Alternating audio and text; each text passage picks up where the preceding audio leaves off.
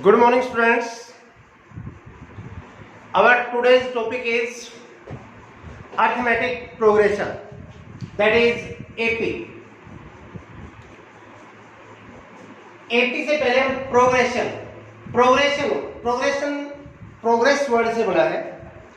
Progression होता है आगे बढ़ते जाना।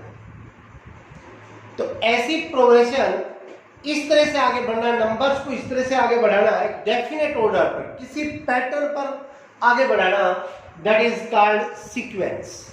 पहले हम सीक्वेंस वर्ड के बारे में जानेंगे, देन अरिथमेटिक प्रोग्रेशन पढ़ेंगे। सीक्वेंस क्या है? एन अरेंजमेंट ऑफ नंबर्स की एक arrangement in a definite order, जो किसी डेफिनेट ऑर्डर के तहत हो, according to some definite rule is called a sequence. Example मैं लिखता हूं 1 3 5 7 9 अप टू सो। अब आप देख रहे हैं प्रीसीडिंग नंबर में 2 ऐड करते रहो, नेक्स्ट नंबर मिलता रहेगा। किसी भी नंबर में 2 ऐड करो, नेक्स्ट मिल जाएगा, 2 ऐड करो, नेक्स्ट मिल जाएगा। तो यहाँ पे एक डेफिनेट रूल फॉलो किया जा रहा है कि 2 ऐड करने पर हमें नेक्स्ट नंबर मिल जाता है। और देखिए 5 1 -3 -7 -11 अप टू सो। यहाँ पे अगर हम 4 सब्ट्रैक्ट करते रहे एक नंबर में से, 5 - 4 1 1 - 4 -3 -3 - 4 -7 -7 -11 सॉरी -7 -4 दैट इज -11। यानी जब हम 4 सब्ट्रैक्ट करते रहते हैं तो हमें नेक्स्ट नंबर मिलता रहता है। ये देखिए 1 4 9 16 अप टू सो। अब यहां पे हम कह सकते हैं कि 1 1 का स्क्वायर है, 4 2 का स्क्वायर है, 9 3 का स्क्वायर है, 16 4 का स्क्वायर है। तो आगे हम बता सकते हैं क्या आएगा? आगे आएगा 5 का स्क्वायर दैट इज 25। तो यहाँ पे क्या रूल फॉलो हो रहा है कि कंसेक्यूटिव नंबर्स का स्क्वायर लिखा जा रहा है। तो जब एक डेफिनेट रूल के तहत कोई अरेंजमेंट हो, डेफिनेट रूल के तहत कोई अरेंजमेंट चले, तो that arrangement is known as sequence. वो कहलाती है sequence. Sequence is of 2 type. First, जैसे ये लिखिए हमने 1 3 5 7 9, अगर इनको मैं यहाँ पे 99 लास्ट टर्म लिख दी जाए इसकी, दैट इज 99। और दूसरा ये डॉट डॉट लगा के छोड़ दिया जाए। तो इन दोनों में क्या डिफरेंस आप समझ सकते हो। इस सीक्वेंस की लास्ट टर्म दे दी गई है, इसका एक एंड पॉइंट हमें मिल गया है, बट इस सीक्वेंस का एंड पॉइंट हमें नहीं मिला है। तो जिस सीक्वेंस की लास्ट टर्म हमें मिल जाए, हमें ये पता हो कि सीक्वेंस कहां एंड होगी, that is called definite sequence. और जिसका हमें यही नहीं पता हो कहां एंड होगी, that is called indefinite sequence। Definite indefinite word मतलब इनके मीनिंग से ही आप समझ सकते हैं। डेफिनेट मीन होता है निश्चित, इंडेफिनेट मीन अनिश्चित। तो जिसका कोई एंड हो वो डेफिनेट, जिसका कोई एंड ना हो दैट इज इंडेफिनेट।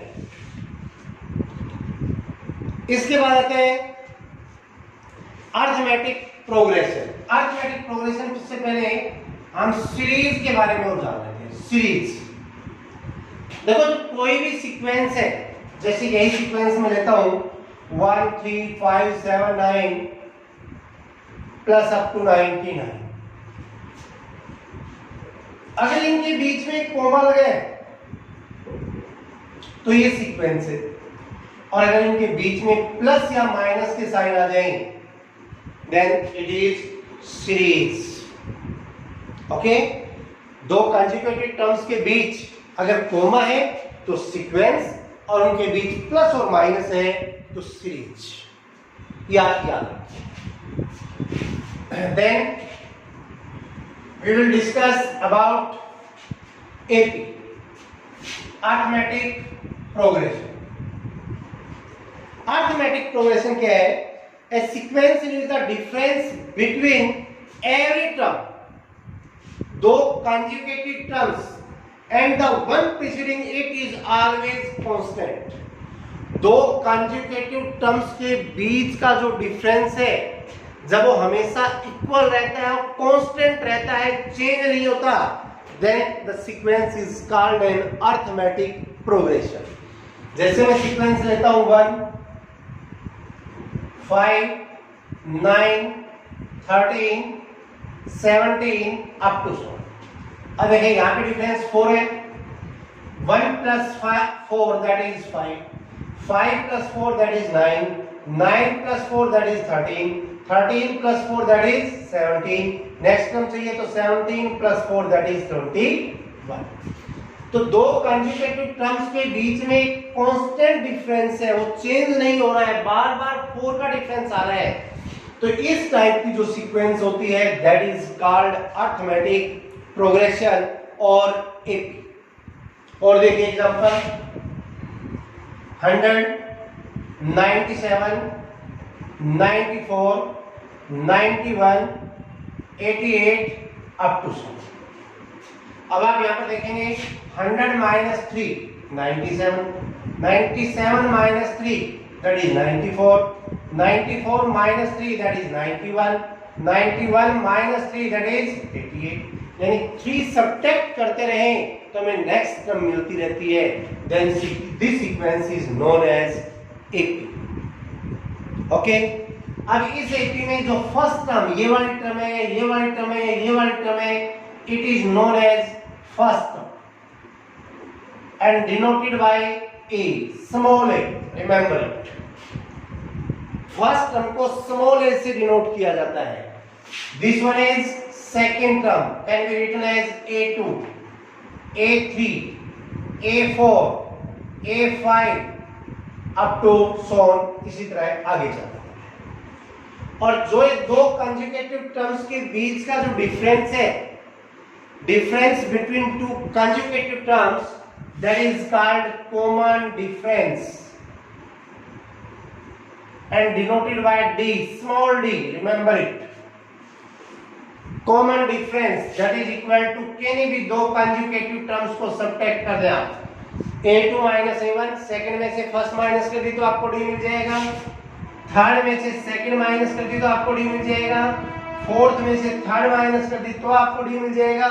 किन्हीं भी दो कंजुगेटिव टर्म्स को आप सब्ट्रैक्ट कर दें, second minus first, third minus second, तो उससे आपको कॉमन डिफरेंस मिल जाता है. Common difference may be positive, negative और जीरो. कॉमन डिफरेंस पॉजिटिव भी हो सकता है, नेगेटिव भी हो सकता है और जीरो भी हो सकता है.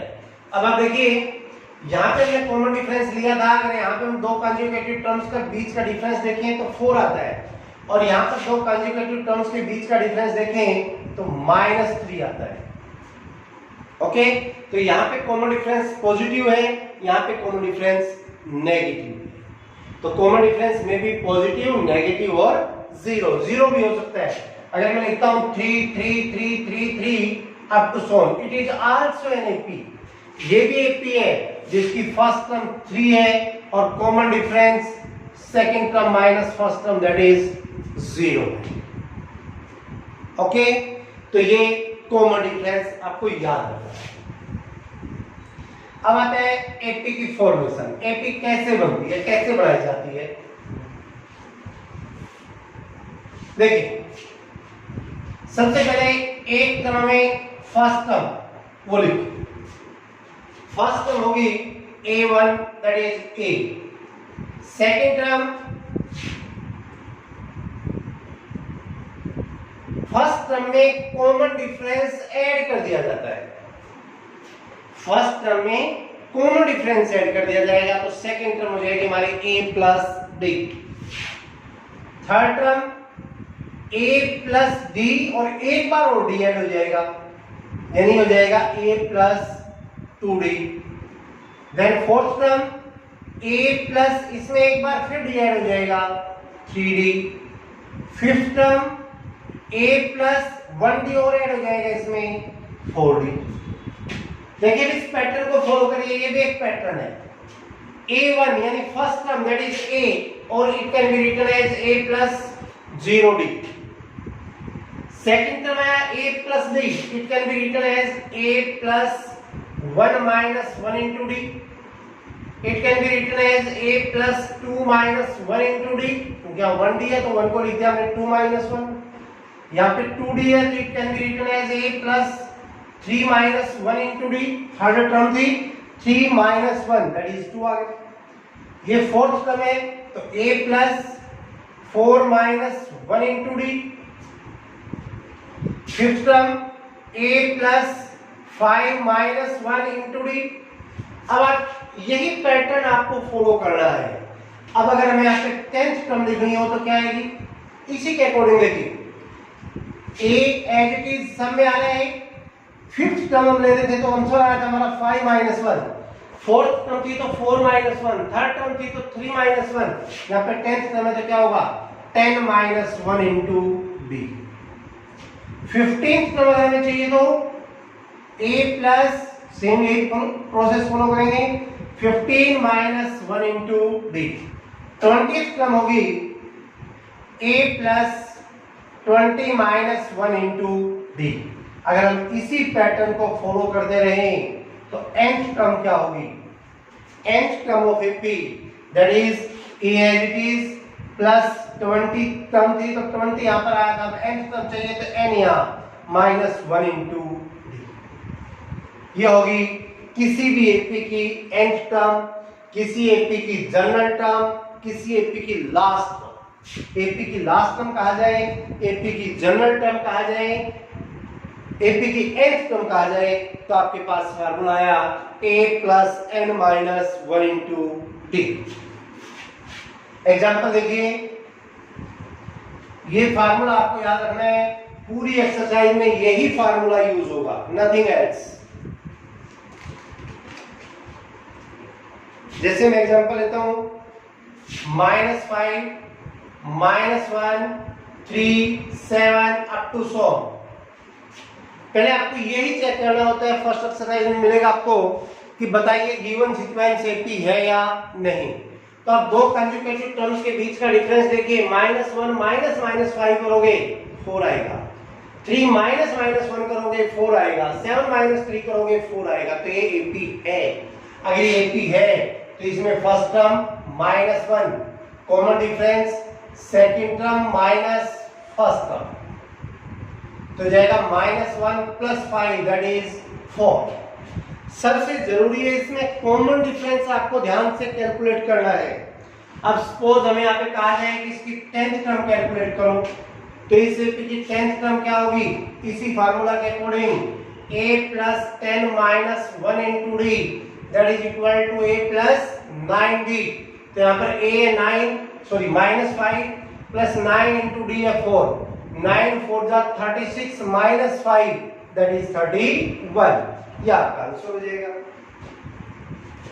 और देखिए एपी हमारी 3 1 -1 -3 -5 अप टू 100। इस एपी की 20th टर्म कैलकुलेट करें। अब देखिए यहां पर फर्स्ट टर्म आप देखेंगे 3 है, common difference second term minus first term that is -2। Then 20th term क्या होगी, इस फार्मूला के according a plus 20 minus 1 that is 19d। तो a यहाँ पर 3 प्लस 19 इंटू डी है -2, तो 3 प्लस माइनस माइनस हो जाएगा, 19 2 जा 38, 3 माइनस 38 दैट इज -35। ओके, तो इस तरह से एपी की nth टर्म या जनरल टर्म का जो फार्मूला है उस फार्मूले को अप्लाई करना आपने सीखना है। ओके, आज की क्लास में इतना ही, बाकी कल पढ़ेंगे।